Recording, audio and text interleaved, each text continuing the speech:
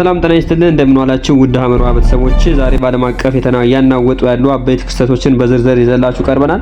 ከዋሽንግተን ቤተ መንግስት እስከ አዲስ አበባ 4 ኪሎ ከካሊፎርኒያ የባህር ጠረፍ እስከ ቤሩት ፍርስራሽ የተሰሙ ድብቅ መረጃዎችንና የወቅቱ ዲፕሎማሲያዊ ሽኩታዎችን አንድ ባንድ ወደ እናንተ እናቀርባለን። በተለይ በኢትዮጵያ አየር መንገድ የደረሰውን ከፍተኛ ኪሳራና በሀገራችን የመጀመሪያ ጊዜ የኒውክሌር ጉዞ ምን አንድምታ አለው የሚሉትን ዝርዝር ጉዳዮችን እስከ መጨረሻው ወደ እናንተ የምናደርስ ይሆናል። አብራችሁን ቆዩ። ወደ ቀዳሚው ዜና ስናልፍ በዓለም ፖለቲካ ላይ ሰማይና ምድሩን እያናወጠ ያለው የአሜሪካና የኢራን ፍጥጫ እንመለከታለን። ፕሬዝዳንት ዶናልድ ትራምፕ ዋሽንግተን ዲሲ ሲደርሱ ለጋዜጠኞች በሰጡት መግለጫ የኢራን የባህር ኃይል ክፉኛ እየተመታ በመሆኑ ድል መቃረቡን በልበ ሙሉነት ተናግረዋል። ትራምፕ ለግዙፉ የነዳጅ ኩባንያ የሆርሙዝ ባህር መስመር አሁን ሰላም ነው፣ መርከቦቻቸውን ላኩ ቢሉም ነገሩ እንደታሰበው ግን ቀላል አልሆነም።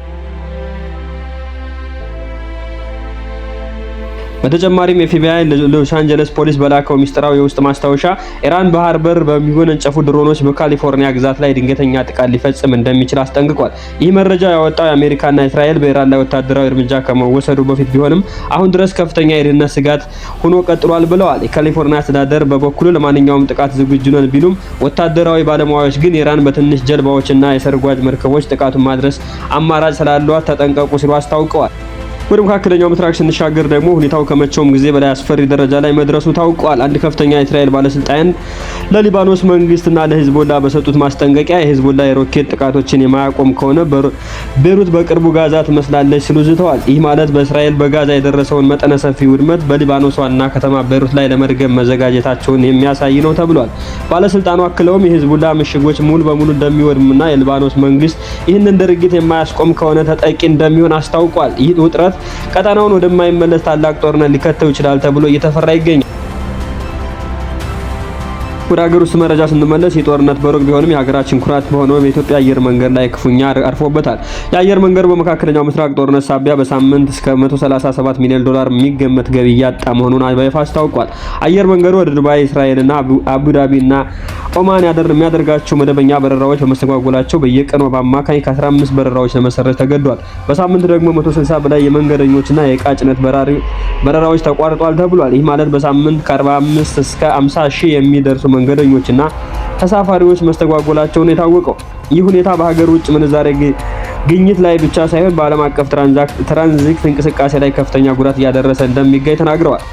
ወደ ቀጣዩ መረጃችን ስናልፍ በዚህ ሁሉ ውጥረት መሃል ግን በአዲስ አበባና በዋሽንግተን መካከል የዲፕሎማሲ ስልኮች አልተዘጉም። የአሜሪካ የውጭ ጉዳይ ሚኒስትር ማርኮ ሩቢዮና ከጠቅላይ ሚኒስትር አብይ አህመድ ጋር እጅግ ወሳኝ የተባለ ውይይት ማድረጋቸውን አስታውቀዋል። አሜሪካ ኢትዮጵያን በቀጠናው እንደ ዋነኛ ስትራቴጂክ አጋር እንደምትመለከታት የገለጸ ሲሆን በተለይ በጸረ ሽብርተኝነትና በቀጠናው መረጋጋት ዙሪያ አብሮ ለመስራት ያላትን ቁርጠኝነት አረጋግጣለች።